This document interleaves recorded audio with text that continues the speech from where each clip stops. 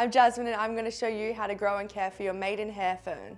Maidenhair ferns are a classic plant, perfect for indoor spaces.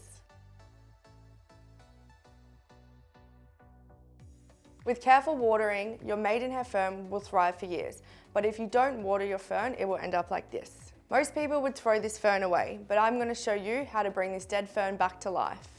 To grow and care for your Maidenhair Fern, you will need a watering can, a pair of gloves, and some scissors.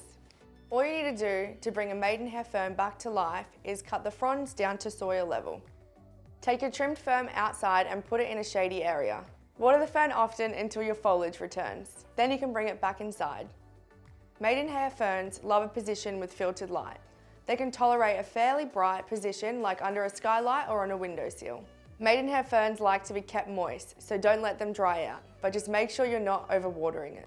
Feel the soil of the fern, and if it's already wet, you don't need to water. On top of watering your fern, just every now and then add some liquid fertilizer. So make sure you water your fern often and it will give you beautiful foliage for years to come.